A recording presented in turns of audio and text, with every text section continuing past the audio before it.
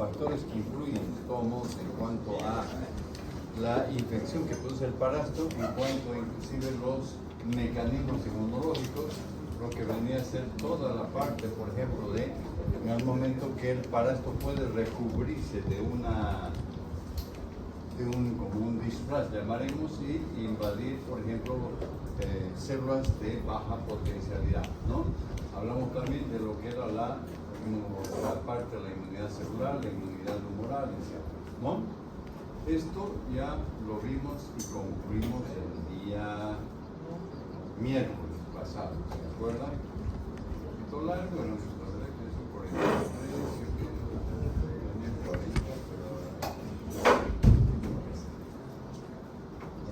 Entonces, luego voy a ir comentando algunos aspectos referentes a esto, porque en el transcurso de la próxima semana vamos a sacar los microscopios y vamos a ir observando la preparación para que se pueda.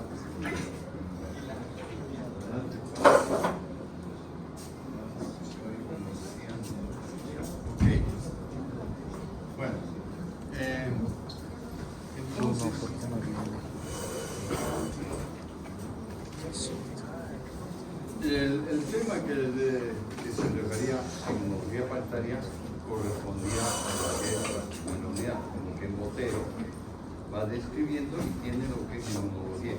Una oportunidad para hacer un rápido o ¿no? Vale. Entonces vamos a comenzar a hablar, ya entramos a la segunda unidad y vamos a comenzar a hablar de las características generales de los helmintos, que comprende los nematelmintos y platelmintos. Estos sí tienen que diferenciar porque todo esto lo vamos a comenzar a ver. Entonces, siempre muestro qué es lo que vamos a ir comenzando a hablar. Vamos a describir justamente las características morfológicas y fisiológicas de los nematelmintos y platelmintos en las diferentes etapas de desarrollo. Dentro de este grupo vamos a comenzar a hablar de arquelombricoides. Vamos a comenzar a hablar, por ejemplo, de lo que se refiere a el anquilostoma duodenal, el decáparo americano, el Trichuris trichiura, o tricocéfalo, el Oxyurus vermicularis, y luego los platelmintos, que comprende, por ejemplo, Tenia solium, Tenia saginata. Vamos a ver las diferencias entre ambas, y Menolepis nana, y un parásito que tiene un nombre un poco diferente, de Virgotrium latum. Se divide en Virgotrium latum y Pacificum de acuerdo a la presencia de las especies en algunas áreas endémicas, ¿ya? Entonces siempre vamos a enunciar el nombre científico y vamos a manejar normalmente lo que es género y especie que hemos explicado. El desarrollo desde huevos hasta la forma adulta, el ciclo de vida, que lo vamos a ir mencionando, y vamos a diferenciar justamente los parásitos, en algunos casos por las formas de reproducción, huevos, estados intermediarios que pueden ser larvas, y los adultos. No vamos a observar adultos, aunque hay alguna que otra muestra, ¿no? Porque eso actualmente ya es un poco más difícil. Vamos a comenzar a hablar de signos y síntomas, los principales. Vamos, aunque esto va antes, la patogenia, el daño que produce el parásito en el organismo. La capacidad de daño de un parásito en el organismo. Eso determina que hay un cambio, por ejemplo, a nivel de células, de tejidos, de órganos, ¿no? Métodos de diagnóstico. Si vamos a emplear el examen parasitológico directo, la técnica de Rich, etc., ¿no? Tratamiento de elección. Aquí vamos mencionando ya medicamentos. Medidas profilácticas. ¿Qué se debe hacer frente a una infección parasitaria en una población o en una familia? Después, más adelante, voy a hablar del grado de infestación. Existe una fórmula, ya entiendo que está en Botero, pero después yo les voy a explicar un poco. En algún momento se puede calcular o tener un dato aproximado del número de parásitos adultos aproximado que pueden encontrarse en el intestino y que determina tener una idea si es una infección leve, una infección moderada o una infección grave, ¿no?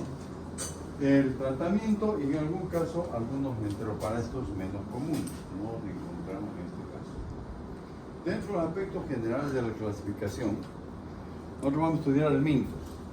Vamos a hablar de nematelmintos y platelmintos. Esto quedó acá, que no lo he modificado.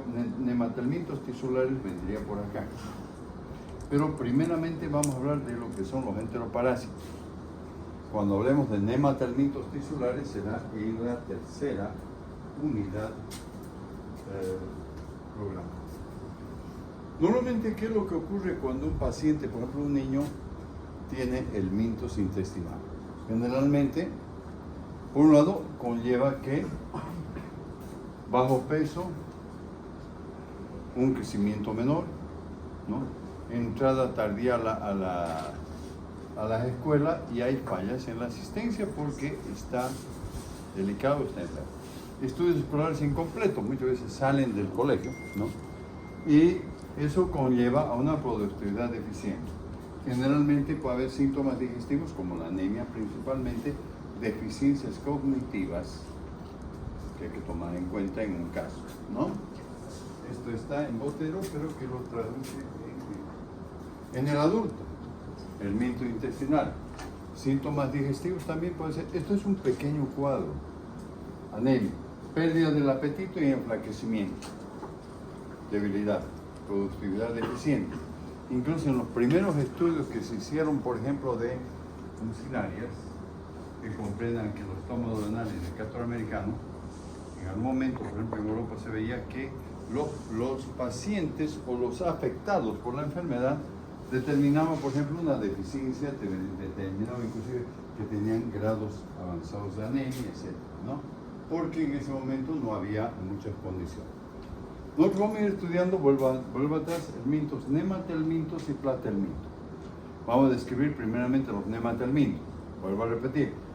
Anquilobricoides género Ankylostomidae, porque Ankylostoma duodenale y Necator americano lo estudiamos juntos y puede estar dentro de un grupo. El Trichuris trichiura, ¿no?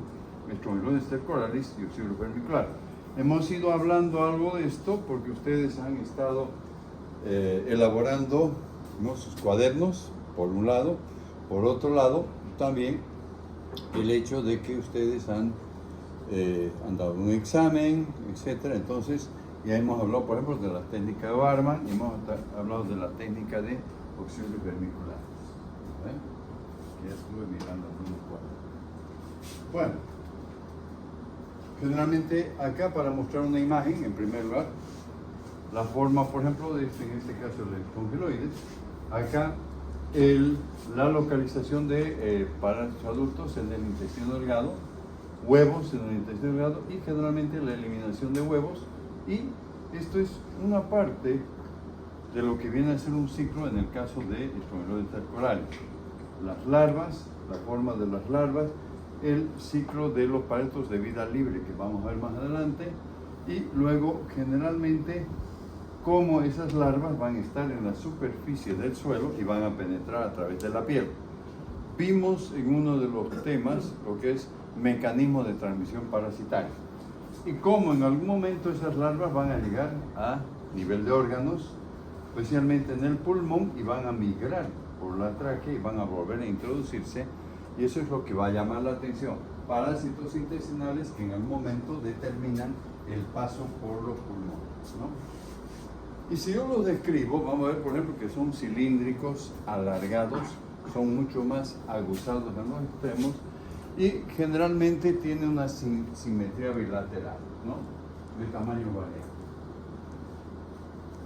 Los parásitos, los nematelmintos, que estoy comenzando, tienen una pared externa, una membrana, que se está formada por la cutícula y no tiene núcleos.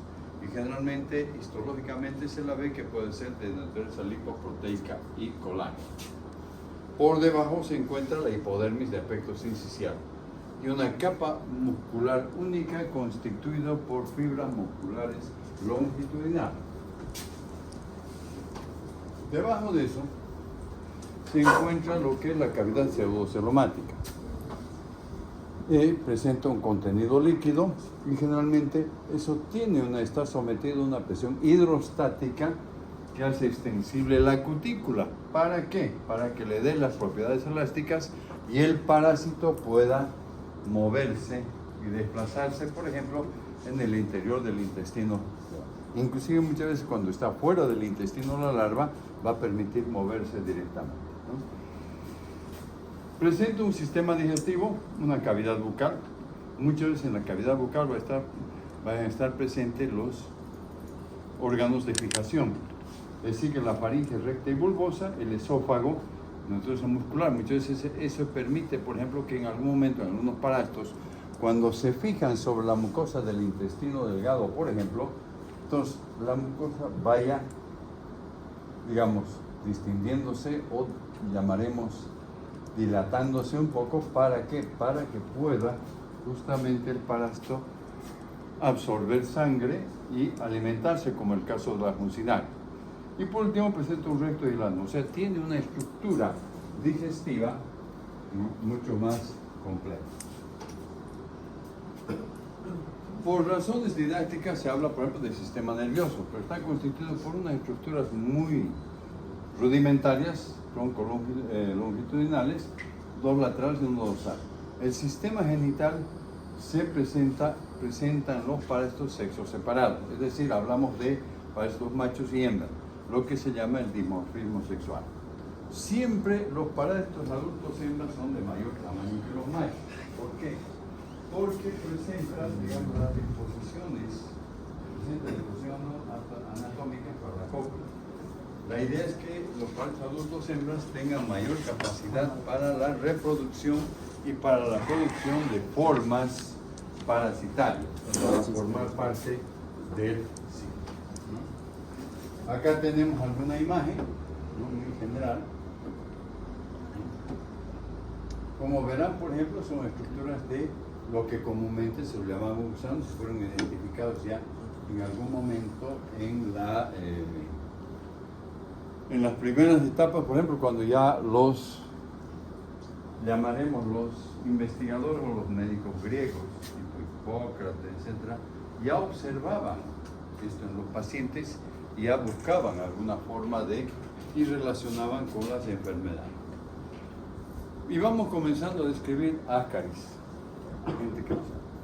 Generalmente, estas parásitos son una de las más frecuentes y una de las helminthiasis cosmopolita y la que tiene mayor frecuencia. Sobresale por ser el dermatoma intestinal de mayor tamaño del hombre. Por su gran tamaño, en promedio puede medir de 15 a 20 centímetros, promedio, ¿no? Y generalmente, y es el más observado por el paciente o incluso muchas veces, en algún momento, los familiares, el padre, la mamá, llevaba el parásito que había expulsado el niño para el laboratorio o para mostrarle al médico, ¿no? Fue reconocido hasta la antigüedad. Y voy a indicar después en las características. Ampliamente distribuido principalmente en las regiones húmedas y tropicales. El trópico determina lógicamente que las condiciones, por ejemplo, sean más favorables para adquirir la infección, ¿no? Acá tenemos algo de cómo va a penetrar por vía oral y vamos. Amplia distribución geográfica, lo que yo digo también, mayor frecuencia en los países tropicales, puede llegar a un 50%, ¿no? Y suelen ser, digamos, la gravedad de la infección puede ser muy frecuente en niños menores de edad, por lo siguiente. Color blanco, amarillento, los sexos pueden diferenciarse. Y acá voy a describir. Tenemos el parásito adulto hembra y el parásito adulto macho. Generalmente, en primer lugar, ¿cuánto mide? El parásito adulto hembra puede medir entre 20 a 30 centímetros por 4 a 6 milímetros de diámetro. Generalmente viene por acá. Acá se encuentra la cavidad bucal, continúa con su esófago, faringe, en el caso de la hembra, todo el sistema genital desarrollado hasta la parte anal. El macho presenta también la misma característica, la boca, del órgano, y en esta porción posterior presenta lo que llama dos espículas quitinosas y retráctiles que le permiten unirse a la hembra y fecundar. ¿Ya? Entonces, este es un detalle que se va tomando. Muy bien. Se localiza en el intestino delgado, hemos hablado un poco de esto también. Puede muchas veces permanecer en forma asintomática. Muchos de los parásitos pueden no determinar manifestaciones clínicas o pueden producir alteraciones en la nutrición y graves complicaciones con riesgo vital, que es lo que nos interesa ver un poco ahora. Si se acuerdan, en una de las primeras clases mencionamos, por ejemplo, que los parásitos, algunos han desarrollado órganos de fijación que le permiten mantenerse, por ejemplo, en el intestino delgado o el intestino grueso y evitar ser expulsado por el peristaltismo. En este caso, este parásito no tiene un órgano de fijación. ¿Cómo se mantiene y evita ser expulsado por el peristaltismo? Gracias a su musculatura y evitan ser arrastrados por el peristaltismo y como que se adhieren directamente a las paredes del intestino. Y cuando hay muchos parásitos, se enrollan entre sí y forman nudos. ¿Ya? Acá tenemos un poco la imagen. Ahí tenemos la cavidad bucal, que mayormente le sirve para la alimentación, no es un elemento para la... Ahí tenemos en algunos casos cuando los pacientes usan gran cantidad. Los huevos. Esto vamos a comenzar a ver. Los parásitos, generalmente el parásito adulto hembra va a producir los huevos. ¿Qué características tienen? Esto es lo que vamos a comenzar a ver. Generalmente vamos a hablar de huevos fértiles. Presentan tres membranas, una membrana externa que el aspecto se dice que es mamelonado por la irregularidad, una segunda membrana lisa que le da la estructura y una tercera membrana germinativa impermeable a la penetración de sustancias. Puede medir 60 micras por 45. ¿Qué forma? Ovalado o redondeado. ¿De qué color? Son de color café. Muchas veces la doctora va a preparar las láminas, generalmente con sin colocarle, por ejemplo, el rubor para que se pueda distinguir bien. ¿Ya? ¿Está claro hasta aquí? Seguimos juntos, ¿no? Hay diferentes formas. Ahí tenemos otra forma. Y esto. El parásito adulto hembra tiene la capacidad de producir huevos sin participación del macho, sin que el macho. Entonces los huevos son mucho más alargados. Ya no miden 60, pueden medir 75 o 85 micras por femta. Generalmente se lo ve, fíjense la diferencia.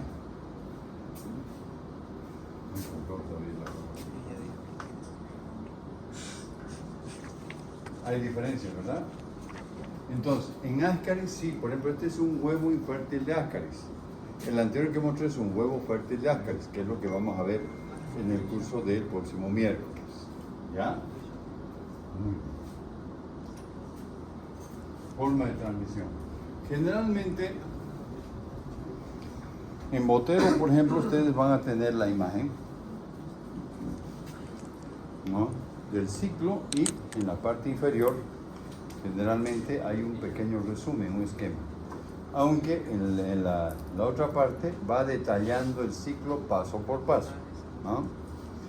Muchas veces en las futuras presentaciones los grupos ya van a mostrar, el grupo que les toque va a ir explicando un poco el ciclo y va a mencionar. Una de las formas que se puede hacer, de no me puedo grabar todo, pero puedo ver el resumen y no hay ningún problema. Muy bien. Entonces, el paciente está infectado por vía oral y tiene los parásitos adultos, machos y hembras en el intestino, ¿verdad? El parásito adulto macho fecunda a la hembra. La hembra, en el lapso de unos 2 meses, desarrolla los huevos, un poco más antes. ¿Y qué es lo que hacen? Generalmente son expulsados junto con la materia fecal y caen en la tierra. Menciono la palabra tierra para darle justamente la importancia y que se pueda presentar la infección. Si hay un sistema, por ejemplo, de alcantarillado, eliminación de efectos adecuados, no va a haber mayor infección. En la tierra, las condiciones de temperatura y humedad que son fundamentales permiten la maduración de los huevos. Y puede haber huevos infértiles y fértiles. Esos huevos generalmente muchas veces van a ser arrastrados, por ejemplo, por el agua, van a ser transportados por los vectores mecánicos, como las moscas y cucarachas, por ejemplo, y contaminan los alimentos. El hombre se infecta con la ingestión de huevos por vía oral en alimentos y agua contaminada. ¿Está claro? Ok. Entonces, el huevo va a penetrar, va a llegar directamente al estómago, con la acción de los jugos digestivos, se ablanda y libera la larva. Pero no concluye ahí. La larva fuerza el intestino y penetra y busca los vasos capilares. ¿Me están siguiendo? ¿Sí? Ok. Por los vasos capilares va a ascender y va a buscar, va a pasar, por ejemplo, por el corazón sin afectar, no hay una miocarditis de origen por ácaro. Luego pasa a los pulmones, llega a nivel de los pulmones, entra muchas veces dentro del alveolo y rompe el alveolo. Rompe el alveolo y después vamos a ver justamente dentro de la sintomatología producida por larvas de parásitos a nivel de pulmón y las larvas de parásitos cuyo origen es intestinal. Posteriormente asciende por las vías respiratorias superiores y llega a la glotis por la tráquea. Y el momento que la glotis normalmente, ¿qué función cumple?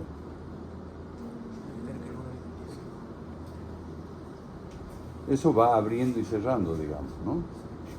En algún momento, entonces, ¿qué es lo que pasa? El paciente ingresa, pasa de nuevo directamente al esófago, sigue llegando, llega hasta el intestino delgado y desarrolla en un lapso de tiempo adulto. Entonces, ¿cuál es la importancia? Parásitos intestinales, como el caso del ácaros, en un momento infecta por vía oral por los huevos, se ablandan los huevos y ¿qué es lo que sucede? Que de todos modos las larvas fuerzan el intestino, penetran a la circulación, ascienden y llegan a nivel del pulmón. Ya mencioné en el anterior capítulo que en un momento algunas formas larvarias de parásitos que llegan a los pulmones y hay abundante cantidad van a producir justamente lo que se refiere el síndrome de Leffler, que vamos a hablar más adelante. ¿Ya? ¿Está claro? ¿Alguna pregunta? Yo generalmente los ciclos los voy explicando en esta forma, ¿no? Acá tenemos otra imagen. Muy bien. Vuelvo a repetir y aprovechando. Cuando hablamos de patogenia o patogénico o mecanismo patogénico, se refiere a la capacidad de daño del parásito.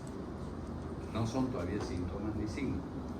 Muchas veces vamos a preguntar cuál es el principal mecanismo patogénico producido por el tricocéfalo. Fijación de los parásitos a nivel de la boca. Por ejemplo, vamos a ir pasando, las lesiones se inician en los pulmones. El paso de las larvas va a producir un proceso inflamatorio, porque la larva va a forzar, va a entrar, muchas veces lo que yo les decía, va a entrar dentro del alveolo y lo va a abrir, ¿no? El mecanismo más importante es traumático porque rompe las paredes del alveolo, que acabo de decir. Se producen fenómenos inflamatorios congestivos, ¿no? Y que induce a que la mucosa comience a producir moco. Normalmente hay una cantidad mucho más reducida, pero comienza a haber un estímulo para la producción de moco. En la fase intestinal, los parásitos pueden causar una irritación debido al movimiento. El gran punto es cuando existe una abundante cantidad de parásitos que forman nudos y pueden alcanzar tamaño suficiente para producir una obstrucción intestinal, especialmente en niños, que es lo que se considera como una causa importante, ¿no? ¿Se acuerdan que yo les mencioné cabalmente de que en algún momento en un niño de unos 9 años de edad, por ejemplo, ¿no? y que se infecta por Ascaris, donde el promedio de cada parásito es entre generalmente 20 a 30 centímetros por 9 milímetros? Y si un niño tiene, por ejemplo, 100 parásitos en el intestino, pues también hay algo que vamos a mencionar y que lo pueden verificar siempre digo verificar en Botero, porque alguna vez yo no creo, pero el parásito adulto hembra tiene la capacidad de producir 200.000 huevos diarios. Fíjense, cada parásito. Entonces, eso va a determinar que haya presencia de acuerdo. También puede, va a producir lo que yo les decía, síndrome de Leber, que produce lesiones masivas y muchas veces llama la atención y se piensa que está uno frente a un proceso infeccioso de tipo pulmonar de otra causa, ¿no? Otros aspectos dentro de la patogenia que tiene más importante es la ubicación diferentes a su migración y permanencia intestinal. A estas localizaciones, cuando por ejemplo los Ascaris llegan a otro nivel, se las conoce con el nombre de migraciones erráticas, y las cuales pueden ser, por ejemplo, de diversa naturaleza y en algún momento puede llegar, por ejemplo, a varios sitios. Migraciones que pueden darse en vías biliares, puede ser un síndrome coledoxiano, hígado, páncreas, riñón, apéndice y vejiga. En algún momento se menciona que pueda llegar, por ejemplo, puede ocurrir que llegue al sistema nervioso, ¿no? Hubo un artículo hace años que mencionó esa parte, y la patología va a dar lugar a las lesiones en los diferentes órganos, ¿no? Y lo que yo les decía, presencia masiva de Ascaris lumbricoides a nivel del intestino, especialmente en niños. Esto porque se tiene que hacer una succión del intestino y retirar porque hay una obstrucción intestinal. Detectada acá, por ejemplo, en una de las primeras diagnósticos por imagen, estamos viendo la presencia de Ascaris lumbricoides. Manifestaciones clínicas son muy concretas. Generalmente, primeramente vamos a tener detectadas a través de las que son respiratorias y alérgicas. Las primeras manifestaciones ocurren después de la infección a nivel del tracto respiratorio, producida por las larvas, leves y muchas veces pueden pasar desapercibido o se confunden con un cuadro respiratorio, un resfrío común.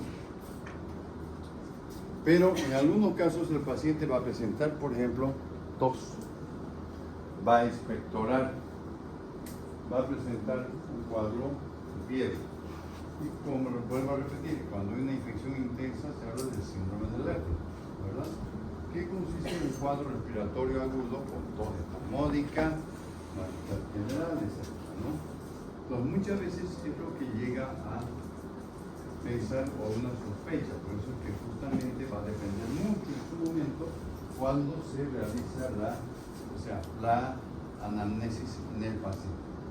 Puede presentar estresores con sudoración pulmonar y eso muchas veces va a ser detectado, por ejemplo, a través de una imagen radiográfica, pero también se tiene que investigar las características del cuadro como tal, ¿no? Muy bien. Cuando llega al intestino ya está el adulto, ¿no? Irritación mecánica y presión sobre las paredes. Puede haber un dolor abdominal difuso y puede haber, por ejemplo, ¿a qué se refiere esta palabra de meteorismo? Generalmente se refiere a que el paciente, por ejemplo, tiene dificultad en la digestión, hay un aumento, digamos, disminución en la parte enzimática y hay la producción abundante de gases, ¿no? Ocasionalmente diarrea. Y acá he subrayado, este parásito no es un importante productor de diarrea. En la infección intensa sí, acá por ejemplo forman nudos los parásitos y pueden producir lo que es una suboclusión o oclusión intestinal, no hay ningún problema, que muchas veces se considera como una complicación. El diagnóstico se basa en el hallazgo de los partos o de los huevos a través del examen patológico directo, también el examen microscópico, la materia fecal, o puede utilizarse, ya hemos visto, la técnica de concentración de Ricci también. Y se va a ir diferenciando los huevos fértiles e infértiles. Esto va a ser el laboratorio para informar al paciente, ¿no? Yo voy resumiendo lo más importante, ¿no? Porque se podría ir con todo el detalle del libro, pero sería bastante largo, pese a que tenemos. Lo importante en este caso, sobre todo las complicaciones, pues hablamos de, algunos libros hablan de suboclusión y otros de oclusión intestinal, que determina lo que se llama un abdomen agudo.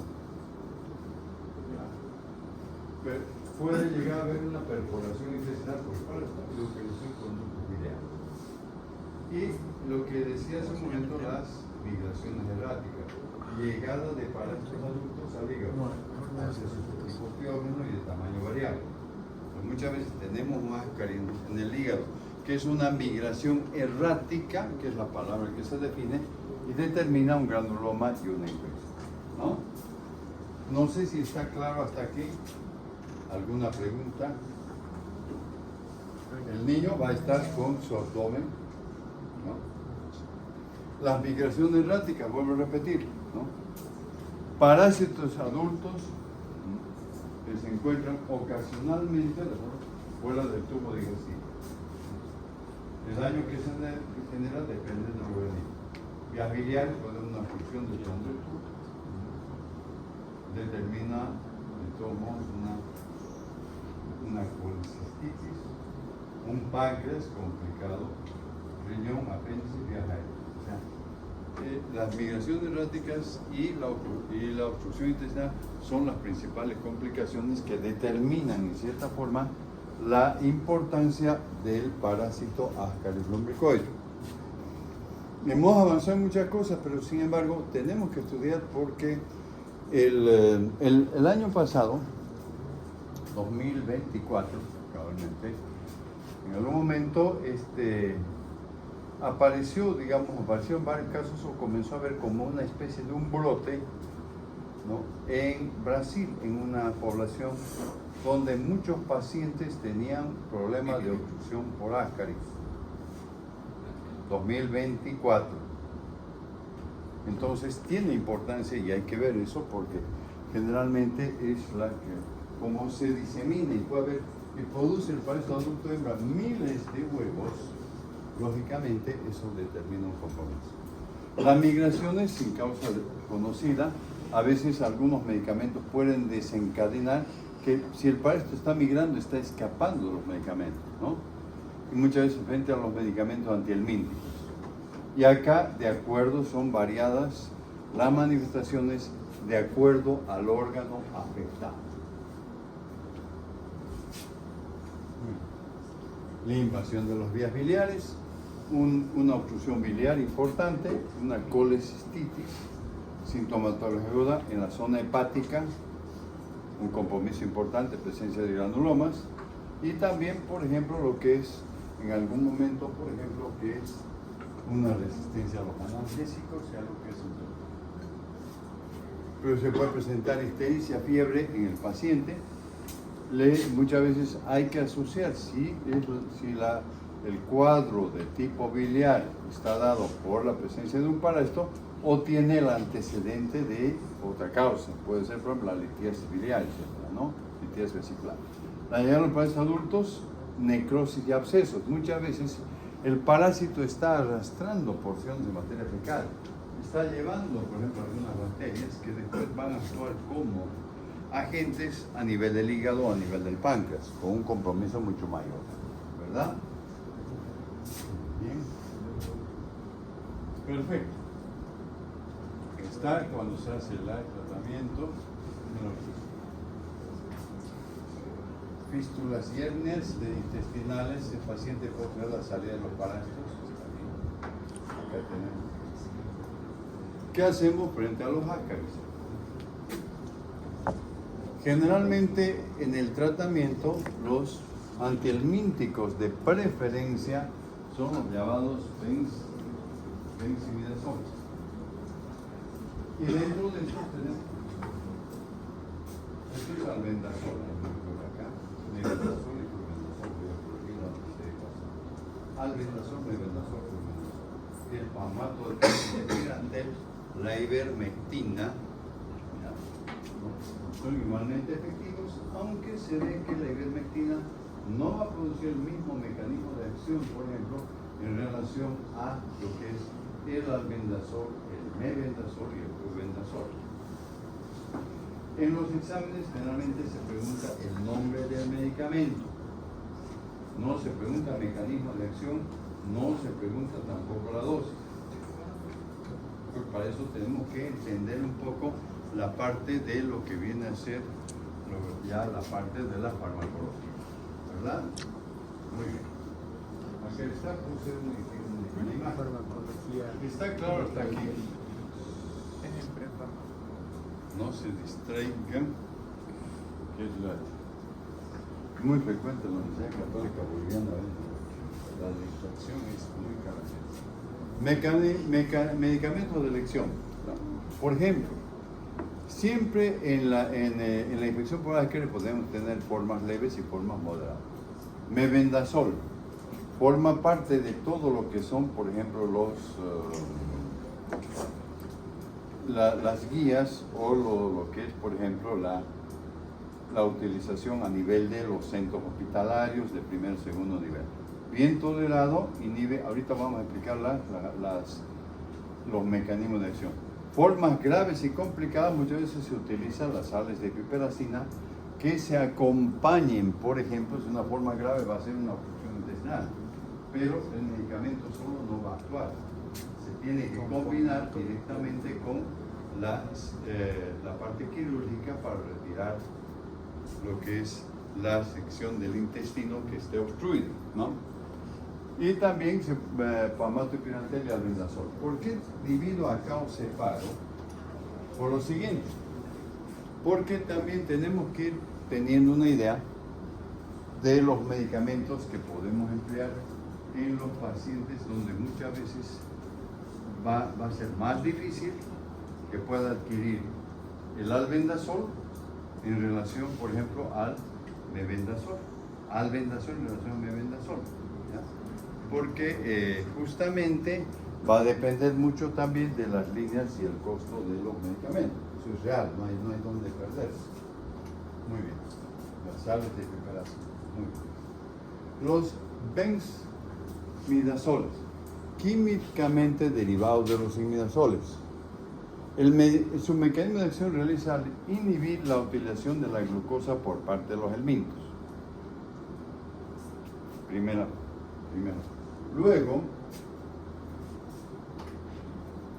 esto lleva justamente a una disminución progresiva del contenido de glucosa para finalmente reducir la concentración del adenosín-trifosfato, produciendo la muerte lenta por agotamiento, y eso permite que el paciente pueda eliminar los parásitos. Disminuye, no se mantiene vivo y elimina directamente. ¿Ya? Esta es la acción de los benzimidazoles: albendazol, mebendazol, flubendazol. Los más utilizados, generalmente, actualmente está más económico, pero albendazol muchas veces se utiliza el mebendazol, ¿no? En algún momento, cuando yo haga la pregunta, ¿no? Sí, ¿cuál es el tratamiento de elección para la infección por Ascaris lumbricoides, la forma leve? Albendazol, mebendazol, perfecto. ¿Ya? Forma leve, siempre voy a separar. ¿Por qué razón? Porque cabalmente, después les explico, el pamato de pirantel, que es la tetrahidropirimidina, actúa sobre los parásitos inhibiendo la actividad neuromuscular, ¿no? Lo cual le produce una parálisis espástica que impide que migren durante el tratamiento, no pueden migrar. no pueden escapar al tratamiento, entonces realmente son eliminados cuando se utiliza el palmato de pirantel. Vamos a ver, por ejemplo, que el palmato de pirantel va a producir curaciones en oxiuros vermiculares de alrededor de un 85 a 90% de los casos, mejor, ¿verdad? Muy bien.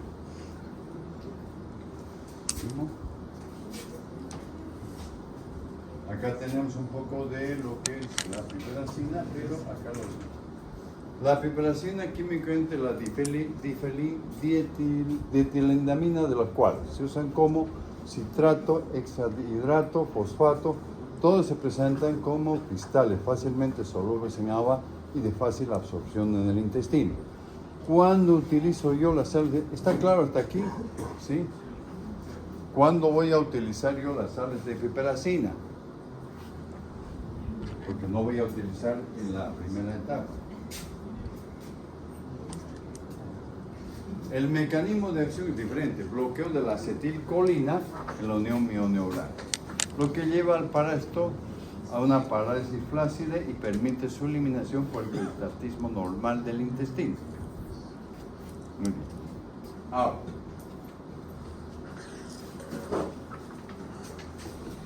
las sales de piperacina las voy a emplear en la infección por Ascaris grave.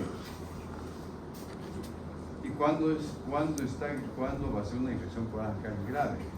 Cuando tengo abundante cantidad de parásitos. Pero no me va a solucionar. Si yo tengo obstrucción intestinal, aunque le dé, por ejemplo, 20, 30, 40 sobres, no me va a solucionar. Sin embargo, ¿qué es lo que se hace? Se hace, en ese caso, ¿qué es lo que determina? Si el niño está con un abdomen globuloso y hay una obstrucción intestinal, lógicamente va a requerir un tratamiento de tipo quirúrgico para seccionar la parte donde están abundantemente los Ascaris y posteriormente se dará la sales de piperacina que vaya ayudando en el tratamiento, ¿no? Porque obstrucción intestinal y podemos dar, digamos, como pensemos, a ver, voy a exagerar un poco, 40 sobres no me va a solucionar el problema. Voy a dar después los sobres, pero primeramente voy a tener que hacer una cirugía para poder, ¿no? ¿De acuerdo? ¿Alguna duda? ¿Algunos interrogantes? Generalmente en las dosis habituales se puede dar, por ejemplo, la albendazol en unos casos se va a 400 miligramos de dosis única. ¿Cuál es la ventaja de las dosis únicas? Donde generalmente al dar la dosis única, ¿no?, voy a poder dar una sola vez, concentrar más el medicamento en lugar de los 200 miligramos. El mebendazol puedo dar normalmente, sí, digamos, dobles al día durante 3 días. Flubendazol 300 miligramos día por día o 500 miligramos en dosis única. También se puede emplear levamisol 150 miligramos en la dosis única en los niños, ¿no? Muchas veces cuando se lleva o se da la medicación a entorno familiar, a veces el paciente no llega a realizar la toma de todo el tratamiento. Entonces, por eso muchas veces la dosis única es mucho más favorable para que pueda resolverse el problema. ¿Ya?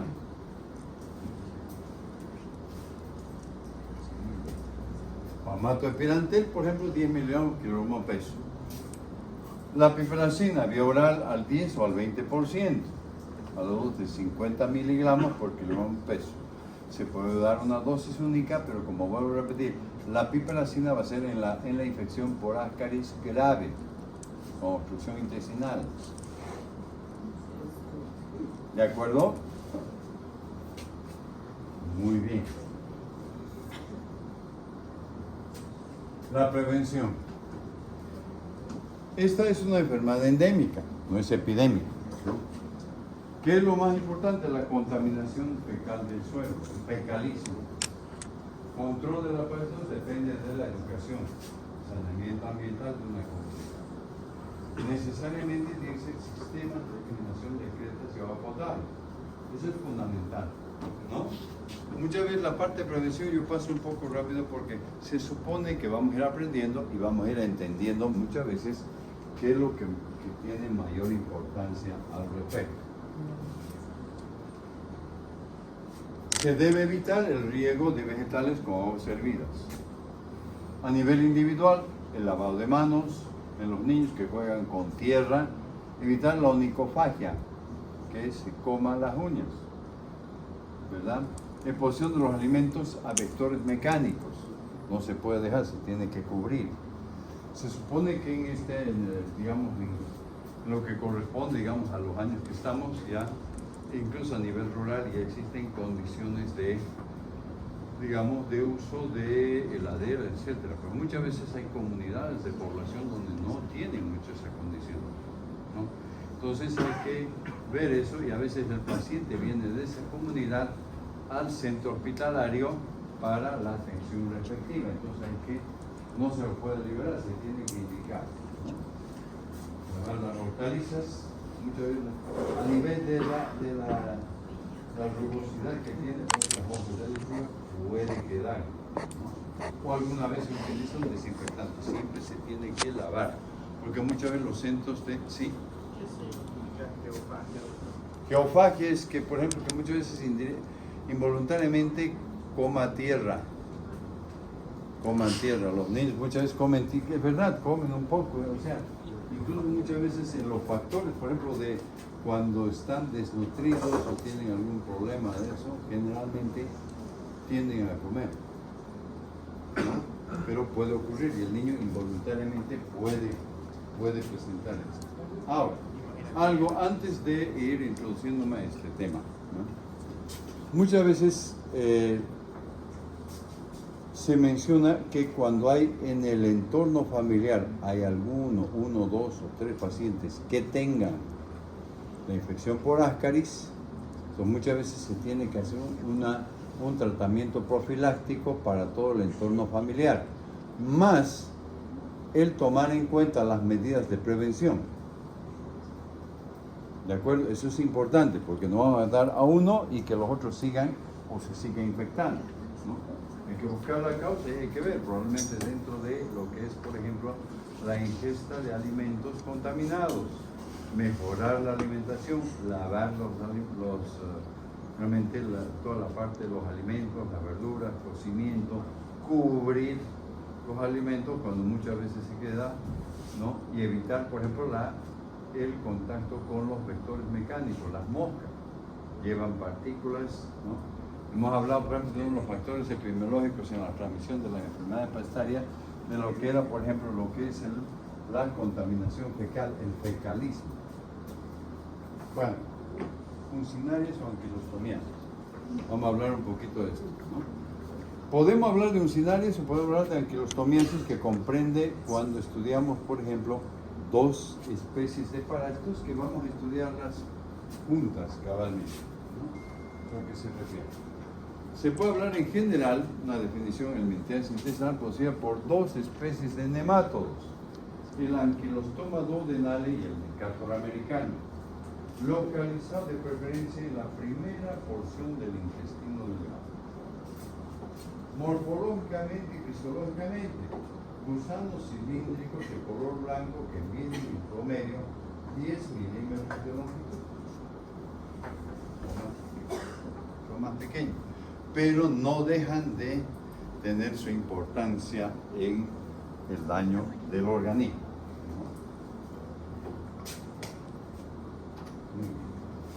Para los adultos cilíndricos, los parásitos, generalmente hay diferencia morfológica. ¿Se acuerdan que mencionó hace un momento? En que los parásitos, los nematelmintos, pueden tener características de diferencia morfológica entre parásitos adultos machos y hembras. Los parásitos adultos machos presentan en el extremo posterior un ensanchamiento de la cutícula con prolongaciones de dedo de guante que dan lugar a lo que se llama la bolsa o bursa copulatriz como diferencia.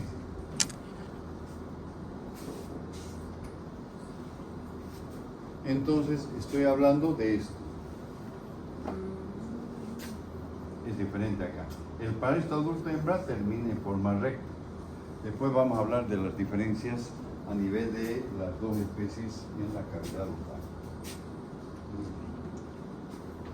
Esto voy a pasarlo un poco. Esta es la bolsa copulatriz. Generalmente, vamos a estudiar, por ejemplo, el anquilostoma duodenale, ¿no? Que es diferente, presenta en la cavidad, presenta una cavidad bucal, presenta una faringe, presenta un intestino. En la cavidad bucal, están fijando qué es lo que están viendo, presencia de dos pares de dientes. ¿Cuál es la utilidad de los dos pares de dientes? Comúnmente hablamos de morder el intestino, se va a fijar, para evitar ser expulsado por el peristalticio. Y la diferencia con el necátor americano que presenta, estos son dos placas cortantes, como dos cuchillas. Placas cortantes. Es la diferencia que tenemos. Voy a ir un poquito a un cuadro para ir explicando los detalles.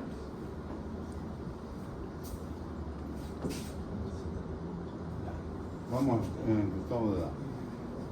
Esto tendría que ser diferente. El parásito adulto hembra, por ejemplo, puede medir de 7 en el anquilostoma duodenal de 7 a 11 milímetros por 4 milímetros. El parásito adulto macho puede medir hasta 7 milímetros.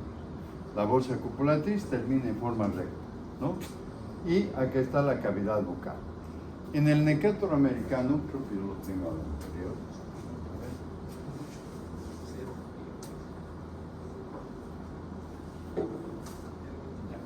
El necátor americano es un poco más pequeño. El parásito adulto hembra, por ejemplo, puede medir hasta 10 milímetros, 8, 10, 12 milímetros. Y el parásito adulto macho es más pequeño, 2, 3, 4 milímetros menos. Presenta la bolsa copulatriz y la porción en el extremo. Entonces, en el extremo, en la cavidad bucal, una especie, el anquilostoma duodenal, presencia de dos pares de dientes. El necátor americano, placas cortantes. ¿Cuál es el objetivo? Mecanismos de fijación, y por otro lado permite que se fija el intestino, pueda morder y absorber sangre porque son hematófagas. ¿Ya? Entonces el mecanismo de acción inclusive ya va a ser traumático, y vamos a ver también que es un mecanismo de acción exfoliativo. Se va a retirar. Muy bien.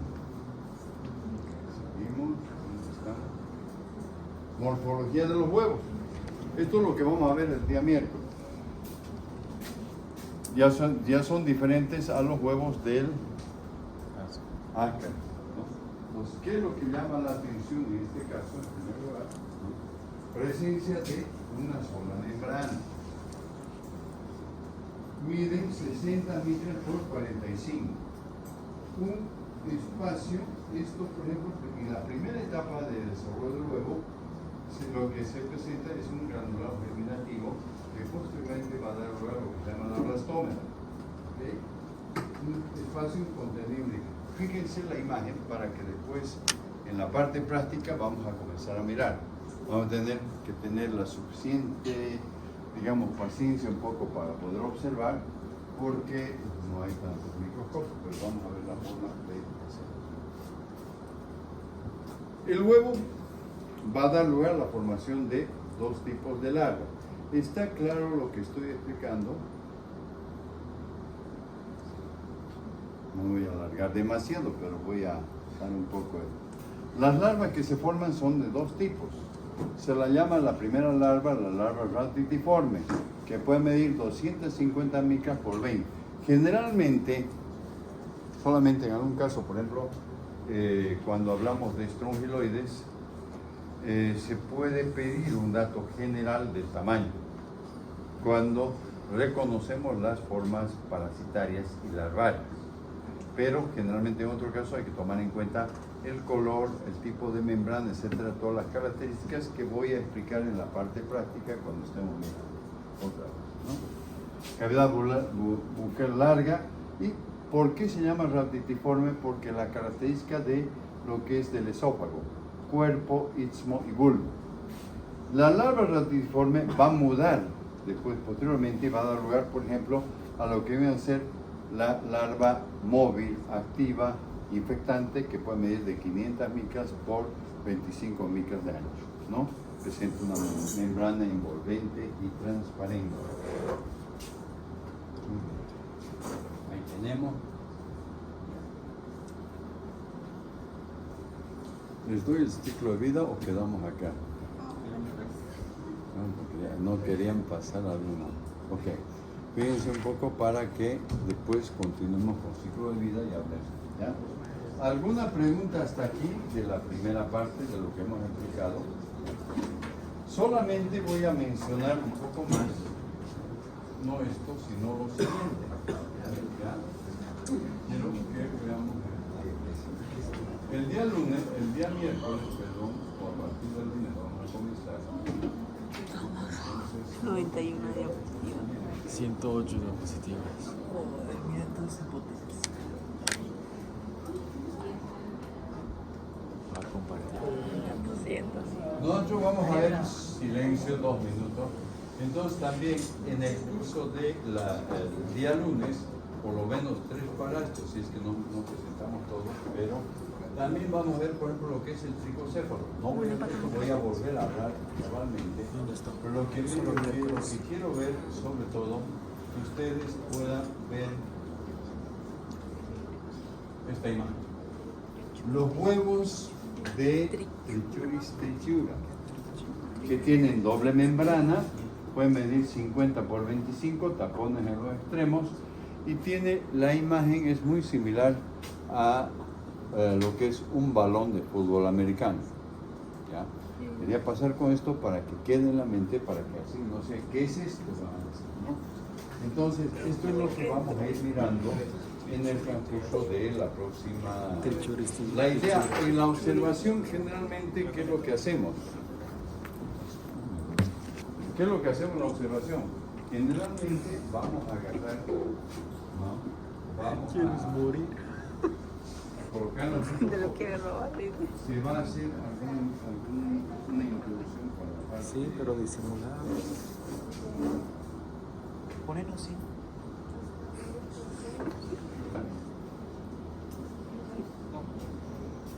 Sí.